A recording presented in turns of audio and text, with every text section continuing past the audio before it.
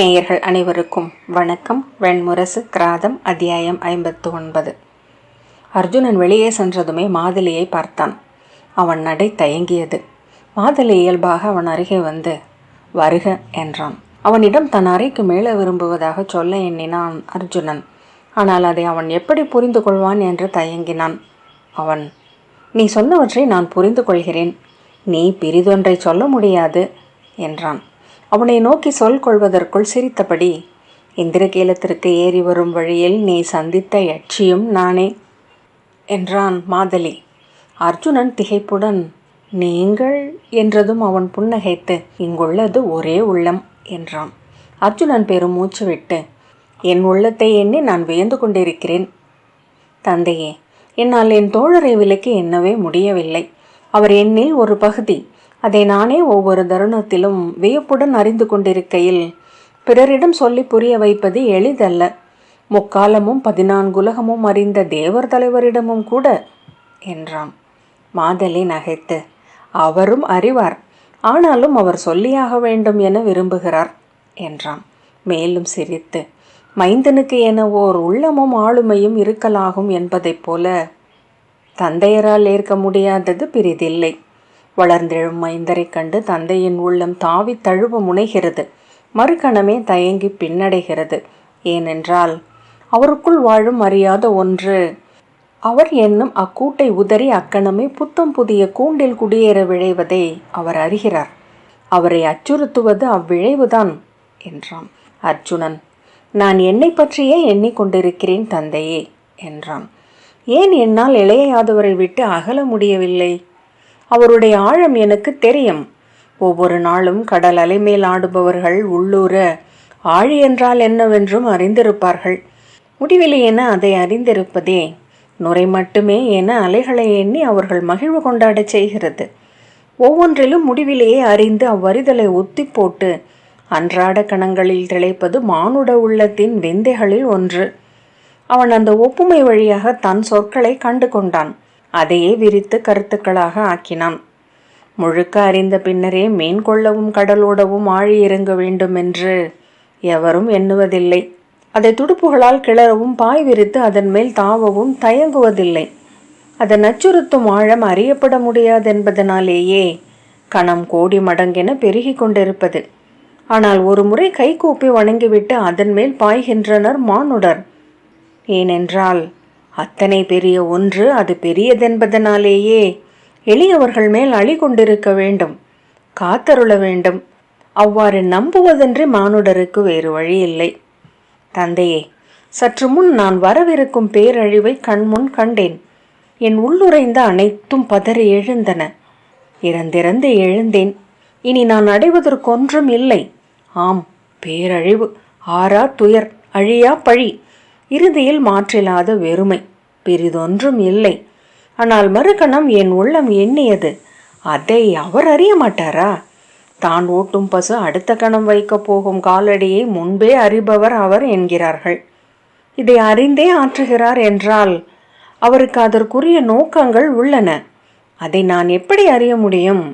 அவரளவே ஆகாமல் அவர் அறிந்ததை நான் முற்றறிய இயலாது.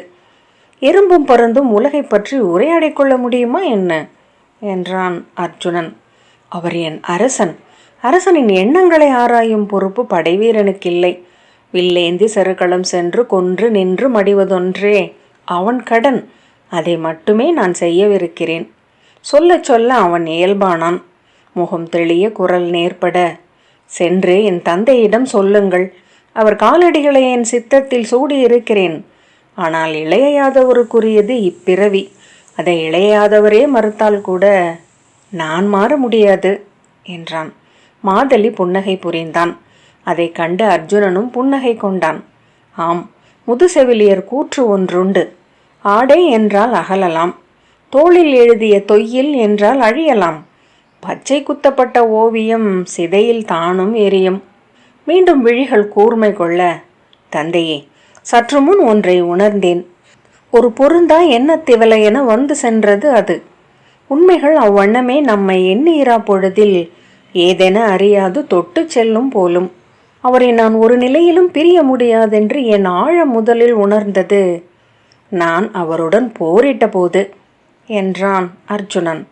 அப்போரை நான் எனக்குள் நிகழ்த்துவது என்றே என் அகம் உணர்ந்தது. என் அருகே எழுந்த அவர் விழிகள் என் விழிகள் என்று திடுக்கிட்டேன். அவர் எழுந்தகன்ற போது அர்ஜுனன் விழுந்து கிடப்பதை இளைய யாதவர் என நின்று நான் கண்டேன். மாதலி, நீங்கள் ஒன்றே என்றான். உன் தந்தைக்கு நீ எதையும் உரைக்க வேண்டியதில்லை. அவர் அறியாத எதையும் நீ எப்போதுமே எண்ணியதில்லை. அர்ஜுனன் அவனை நோக்கி, ஆனால் அவரிடமும் என் மூத்தவரிடமும் சொல்ல என்னிடம் ஒரு சொல்லும் இல்லை என்றான். நீ அவை புகுந்து உணர்ந்ததை சொல்லலாம் மைந்தா என்றான் மாதலி. இல்லை, அவையில் நான் அவரை எதிர்த்தேன் என்று ஆகக்கூடாது என்ற அர்ஜுனன், என்னை என் அரண்மனைக்கே கொண்டு செல்லுங்கள் தந்தையே என்றான். மாதலி, இத்தருணத்தில் அவையை நீ மறுப்பதே மேலும் மீறல் என பொருள் கொள்ளப்படும் என்றான். இல்லை, நான் அவையை சந்திக்க விழையவில்லை. என்னிடம் ஒரு சொல்லும் எஞ்சி இருக்கவில்லை என்று அர்ஜுனன் சொன்னான். என்னிடம் இப்போது சொன்ன இதே சொற்களை அவர் அவையில் சொல்வார் என்றால் நான் நேர் நின்று எதிர்ச்சொல் எடுக்க நேரும். நான் இப்படியே பழிகொண்ட மைந்தனாக புவி மீள்கிறேன். அதுவே என் ஊழென்றால் அவ்வண்ணமே ஆகுக. மாதலி, மைந்தர் ஏதேனும் ஒரு தருணத்தில் தந்தையை எதிர்த்து நின்றாக வேண்டும். அக்கணத்தில் இருவரும் ஒருவரை ஒருவர் முழுமையாக கண்டடைகிறார்கள். அது இந்த அவையில் நிகழட்டும். நீ எடுக்கும் சொல் என்ன என்பதும் அவர் வைக்கும் எதிர்ச்சொல் என்ன என்பதும் அத்தருணத்திலேயே இருவருக்குள் இருந்தும் உருவாகி எழுந்து வரும். அதற்கு முந்தைய கணம் வரை எத்தனை எண்ணினாலும் அவற்றை அறிய முடியாது. அது நிகழ்ந்த பின் இருவருமே விடுதலை அடைவீர்கள். ஒரு கணம் அர்ஜுனன் உடல் தத்தளிக்க நின்றான். பின்னர் தேர்தட்டில் ஏறி அமர்ந்து, என்னை அழைத்துச் செல்லுங்கள் தந்தையே. மாதலி மாறா புன்னகையுடன் நன்று என்ற பின் தேர்தட்டில் ஏறி கொண்டான். புறவிகள் உயிர் படைந்து குளம்புகள் நீந்த அமராவதியின் திறக்களின் ஊடாக பாய்ந்தோடின. அவன் ஒழுகும் மாளிகைகளை நோக்கி விழி விரித்து உடல் தளர்ந்து அமர்ந்திருந்தான். மாதலி அதன் மேல் ஒரு சொல்லும் சொல்லவில்லை. மாளிகை வந்ததும் மாதலி கடிவாளங்களை இழுத்தான். புறவிகள் செருக்கடித்து உடல் நெளித்து நின்றன. அர்ஜுனன் இறங்கி, விடை தந்தையே என்றான். நன்று என்றான் மாதலி. நான் உடனே கிளம்புகிறேன். இனி ஒரு கணமும் இங்கிருக்க விழையவில்லை. தந்தையிடம் சொல்லிவிடுங்கள் என்ற பின் அவன் மாளிகைக்குள் நடந்தான். அர்ஜுனன் மாளிகையை விட்டு வெளியே வந்ததும் முகமுற்றத்தில் மயிலிருக்கை கொண்ட பொற்தேர் வந்து நிற்பதை கண்டான். முதற்படியிலேயே தயங்கி நின்றான். பீடத்தில் அமர்ந்திருந்த ஊர்வசி எழுந்து அவனை நோக்கி புன்னகை செய்தபடி ஆடையை கையால் பற்றி ஒதுக்கி படிகளில் கால் வைத்து இறங்கினாள். குழலை தள்ளி பின்னாலிட்ட அசைவில் மயில் என சொடுக்கி நிமிர்ந்த தலையுடன் அவனை நோக்கி வந்தாள். விரித்திட்ட குழல் கற்றைகள் தோளில் அலையடித்தன. பெருமூச்சு விட்டபடி அவன் அவளை நோக்கி நின்றான். அவனை அணுகி, அவைக்களத்திற்கு செல்கிறீர்களா என்ற பின் திரும்பி, தேர் எங்கே? வரச் சொன்னேன் என்றான். அவன் கண்களை பார்த்ததுமே அவள் புரிந்து கொண்டாள். கிளம்புகிறீர்களா என்றாள். அவன் ஆம் என்றான். ஏன் என்றாள். முகம் ஏமாற்றத்தை காட்டியது. இங்கு எந்த அருள் கொள்ள வந்தேன். சந்தித்து வணங்கிவிட்டேன். அவள், இன்று உங்களுக்காக அவை கூடுவதாக அல்லவா அறிந்தேன் என்றாள். அவன் சீற்றத்துடன், அறிந்தாயல்லவா, பிறகென்ன? அவள் அவன் கண்களை நோக்கி கொண்டிருந்தாள். அவன் நோக்கை விலக்கி, நான் கலந்து கொள்வதாக இல்லை, புவி மீள்கிறேன் என்றான். அவள், அது நன்றல்ல. உங்கள் தந்தையை நீங்கள் உதறக்கூடாது என்றாள். நீ அதை பற்றி பேச வேண்டியதில்லை என்றான் அர்ஜுனன். நன்று, நான் ஒன்றும் சொல்லவில்லை என்றாள். கனிந்த புன்னகை விரிய, சற்று நேரம் நான் தங்களுடன் பேச முடியும் அல்லவா என்றாள். அர்ஜுனன் அந்த சிரிப்பால் உளமடங்கினான். ஒரே கணத்தில் சிறுமியாகவும் அன்னையாகவும் மூதன்னையாகவும் ஆகும் வல்லமை கொண்டவர்கள் பெண்கள் என நினைத்து கொண்டான். புன்னகையுடன், சற்று நேரம்தான், நெடுநேரம் அல்ல என்றான். அவள் சிறுமி என்றாகி, நான் உங்களிடம் ஒன்றை காட்டும் பொருட்டு வந்தேன். அதை காட்ட வேண்டும் என்று நேற்றுதான் தோன்றியது என்று சிரித்தாள்.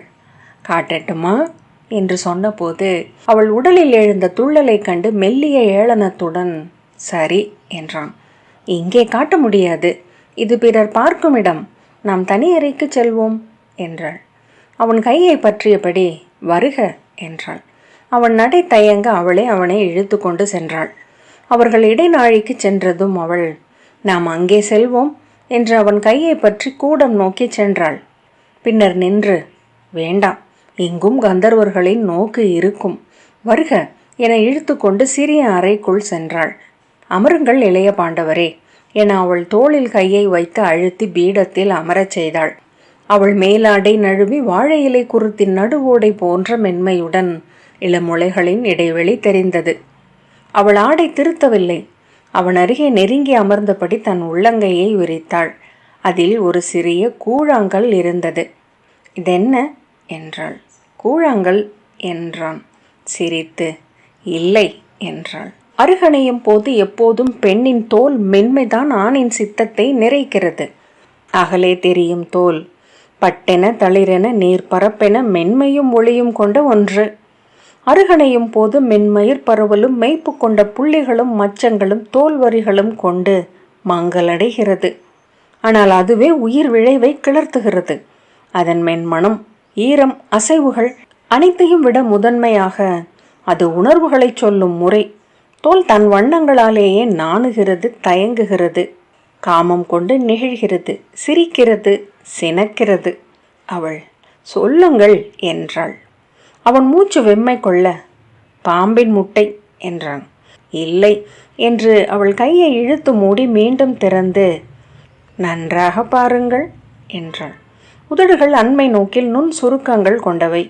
நனைந்த மலர் போல, நீரில் ஊறிய செம்பட்டு போல, வெண்பற்களின் கீழ் நுனிகளின் ஈரம். கண்கள் அணிந்த மை சற்றே கரைந்து கீழெமைகளில் படர்ந்திருந்தது. விழிவெண் குமிழில் செந்நிற கோடுகள். எந்த மலரின் இதழ் எது? சொல்லுங்கள் என அவள் அவனுக்கு மட்டுமே என சொன்னாள். கழுத்தில் நீல நரம்பு ஒன்று கிளை கொண்டு இறங்கியது. தோல் எலும்பின் மேல் நீரலை என ஒரு வளைவு. கழுத்தின் கோடுகள் ஏன் மென்மை மென்மை என்கின்றன? தெரியவில்லை என்று அவன் சொன்னான். நீங்கள் நன்கறிந்ததுதான் என்றாள் அவள். உடல் உடல் உடல் உடலைப் போல முற்றறிய முடியாத ஆழம் கொண்டது பிரிதில்லை. உடல் என்றான வடிவுக்குள் இருந்து அந்த ஆழம் தன்னை வெளிப்படுத்த தவித்து கொண்டிருக்கிறது. உடல் போல ஈர்ப்பதும் உணர்த்துவதும் பிரிதொன்றில்லை. ஒவ்வொரு அணுவும் பொருள் கொண்டது உடல். மானுட மொழி சொல்லி சொல்லி கடந்து செல்லாது நின்றிருப்பவை இரண்டே, உடலும் இறையும். என்ன பார்வை, இதை பார்த்து சொல்லுங்கள் என்றாள். சினுங்களாக உடலை உலைத்து, சொல்லுங்கள் என்றாள். மரங்களில் மலர் என உடல்களில் கண்ணி. கன்னங்களில் மெல்ல இறங்கி இருக்கிறது பூனை மயிர். பின்கழுத்தில் பிசிறி இருக்கிறது. மேல் உதட்டில் நுரையென படர்ந்திருக்கிறது. புருவங்கள் என நிறை கொண்டிருக்கிறது. ஓவியங்களில் ஒருபோதும் பெண்ணுடலின் தன்னியல்பான கட்டிலாமை வெளிப்பட்டதில்லை. இந்த மயிர் பரவலுக்கு என்ன ஒழுங்கு? இது இளங்கருமுகில், இது முதல் மழை மென்புல். ஓவியங்கள் தான் எத்தனை செயற்கையானவை. கட்டிலாமை, கட்டில்லாமை என்றால் எதன் கட்டு? விழிகள் என்றாகி இவ்வுடல் தொட்டு பிரிதொன்றை வணைய நினைக்கும் என் எண்ணத்தின் எல்லை அது. ஏன் அது இத்தளிர்மையிலிருந்து ஒரு ஓவியத்தை அள்ளி எடுக்கிறது? இது ஒரு விழி என்று அவள் சொன்னாள். ஆம் என்றான். அவள் கையில் அந்த கூழாங்கல் விழி என மின்னத் தொடங்கியது. எவர் விழி என்று அவள் மீண்டும் கேட்டாள். ஓசையின்றி உள்ளங்களே உரையாடிக் கொள்கின்றனவா? தோல் பரப்புகள் விழிகள் என்றாகி ஒன்றையொன்று நோக்கி வேந்தமைந்துள்ளனவா? என்றான். சொல்லுங்கள், எவர் விழி? விரிந்து சுருங்கின உதடுகள். ஆண் எவனும் பெண் உதடுகளிலிருந்து தப்பியதில்லை.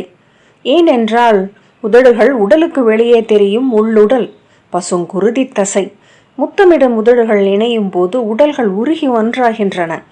தவித்து தேடி கண்டு கொண்டு தழுவிக் கொள்கின்றன நாக்குகள். உடலுக்குள் கறந்த ஒன்றின் ஆறா தவிப்பாகிறது நாவும் உதடும் அதன் விடாய் எரியும் மலர்கள். நாக குழவிகளாகின்றன விரல்கள். உடலுக்கு அப்பாற்பட்ட ஒன்றை உடலில் தேடுகின்றன. உடலில் அன்றி அதை எங்கும் தேடவும் இயலாது. உடல் என்று தன்னை வெளிப்படுத்தி உடல் என்ற அரண் சூடி அமர்ந்திருக்கிறது போலும் அது. அரண்கள் எல்லாம் வெளிப்பாடுகள் அல்லவா? வெளிப்பாடுகள் அனைத்தும் அரண்களும் அல்லவா? அவனுள் இருந்து அவன் இறங்கி அப்பால் நின்று அக்காட்சியை நோக்கி நின்றான். இரு உடல்கள் ஒன்றை ஒன்று அணுகி கொண்டிருந்தன, இரு நீரோடைகள் என. இது ஒரு சிறுவனின் விழி என்றாள். என்று அவன் சொன்னான். அவனுக்கு 1 வயது. அவன் சொல் தெளிந்து கொண்டிருந்தது. விழி கூர் மின்னத் தொடங்கி இருந்தது. யார் என்றான். அஸ்தினபுரியின் பாண்டுவின் இளைய மகன், விழிச்சுடரோன் என அவனை அழைத்தனர். நோக்கிலேயே வெல்லும் விஜயன். அவன் அக்கணமே அவ்விழியை அடையாளம் கண்டான். குனிந்து அவ்விழிகளை முன்பு நோக்கி இருக்கிறேன். அப்போது எவராக இருந்தேன்? அவன் நீராடச் சென்றான் என்று அவள் சொன்னாள். சேடியரில் ஒருத்தி அவனை தன் இடையில் வைத்திருந்தாள். பெண்டிர் அப்படித்தான்.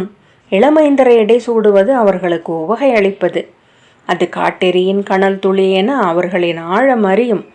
காடுண்ணும் பெரும் பசியை கையில் எடுக்க முடிவதன் உளக்கிளர்ச்சியே அவர்களை இயக்குகிறது. குழவி என்றும் காமன் என்றும் ஆகும் விழிகளின் முடிவின்மை உள்ளத்தை ஊசி முனையாக்குகிறது. அவன் அதை நோக்கி கொண்டிருந்தான். நான் அனைத்தையும் காண்கிறேன் என்றான். அவ்விழிகளையும் அதை நோக்குபவனையும் அவன் நோக்கி கொண்டிருந்தான். எத்தருணம் இது? வாழ்தருணங்கள் ஓரிடத்தில் ஒரு காலத்தில்தான் நிகழ்கின்றன என்று எண்ணுவதுதான் மானுடனின் மாயையா? சதசிருங்கத்தின் ஏரியின் நீர் மனம், அலையொளியை அணிந்த கரை மரங்கள் நடனமிட்டன. அவற்றின் நிழல்கள் சிதறி சிதறி கரைந்து உருவழிந்து மீண்டன. ஏவல் பெண்களும் முனிவர் மகளிரும் நீந்தி சிரித்து களித்தாடி கொண்டிருந்தனர். உடலுடன் ஒட்டிய ஆடைகள் அவர்களின் அசைவுகளில் இழுபடும் ஒலி. நீர்க்கொப்புளங்கள் ஆடைகளுக்குள் எழுந்தன. வாழைத்தண்டு தோள்களில் வழிந்த நீர், முலையிடை மென்னோடைகளில் குவிந்திறங்கிய நீர் ஆடைக்குள் உந்திச் சுழி. நான் உங்கள் அருகே வந்தேன் என்றாள். நீயா? ஆம், அவள் உடலை அப்போதுதான் சூடினேன். மென்மணம், தசை மணம், குருதி மணம், அந்த மணத்தை அறியும் ஆழ்விலங்கு, அதன் தனிமை. எப்போது என்றான். உங்கள் நோக்கு வந்து அவளை தொட்ட அக்கணம் என்றாள். நான் உங்கள் அருகே வந்தேன். குனிந்து படிகளில் பித்தளை பேழையில் இருந்த ஈஞ்சைப்பட்டையை எடுத்து உடல் தேய்க்கலானேன். ஆடை நெகிழ அதை முலைகளுடன் அழுத்தி பற்றி கொண்டேன். என் உடல் உங்கள் விழிகளால் தீட்டப்பட்ட ஓவியமாக விரிந்து ஒளி கொண்டது. அவ்வுடலை நானே தொட்டு தொட்டு அறிந்தேன். செங்குழம்பு பூசினேன்.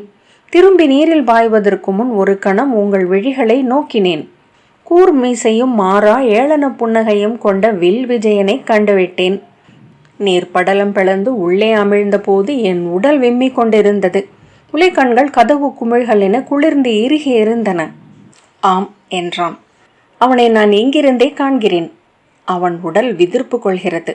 குளிர் கொண்டவன் போல ஒடுங்குகிறான். பின் விதும்பி அழத் தொடங்குகிறான். செவிலி என்னை மாலினே அருகே வந்து என்ன என்று கேட்கிறாள். நீர்ப்பரப்பை சுட்டி காட்டி அவன் அழுகிறான்.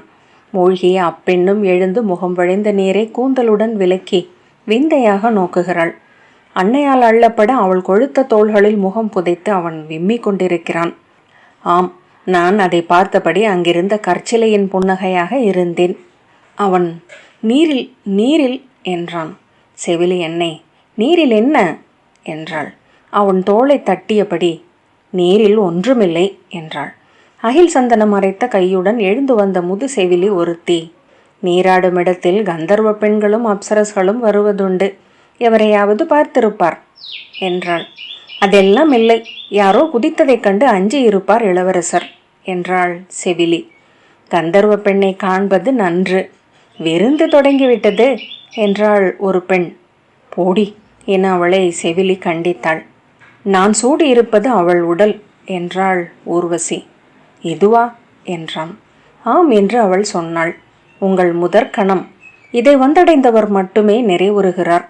அவன் அவளை நோக்கி கொண்டிருந்தான். யார் அவள் என்றான். காற்று கங்கையில் 10,000 கோடி குமிழிகளாகிறது, மீண்டும் காற்றாகிறது. அது எதுவானால் என்ன என்றாள் ஊர்வசி. இது உங்கள் ஆழத்தில் பொத்தி வைக்கப்பட்டிருந்த உடல். இதுவே உச்சம், இங்கணைவதே முழுமை. அவன் ஆம் என்றான். மூச்சால், விழியால், உடல் அசைவால், வெம்மையால் ஆம் என்றான். நீ ஏன் அன்று என்னை வந்து நோக்கினாய் என்றான். அதை ஏன் கேட்கிறேன்? இப்பொருளற்ற வினா வழியாக அத்தருணத்தை நீட்டிக் கொள்கிறேன். வெம்மை மிக்க அடுமனை களத்தில் நீர் விட்டு குளிர்விப்பது போல. அவள் ஒவ்வொருவருக்கும் ஒருத்தி, உங்களுக்கு நான் என்றாள். ஏன் என்றான். நான் தொடையிலிருந்து பிறந்தவள் என்றாள். மானுட உடலில் ஒவ்வொரு உறுப்புக்கும் பொருள் உண்டு.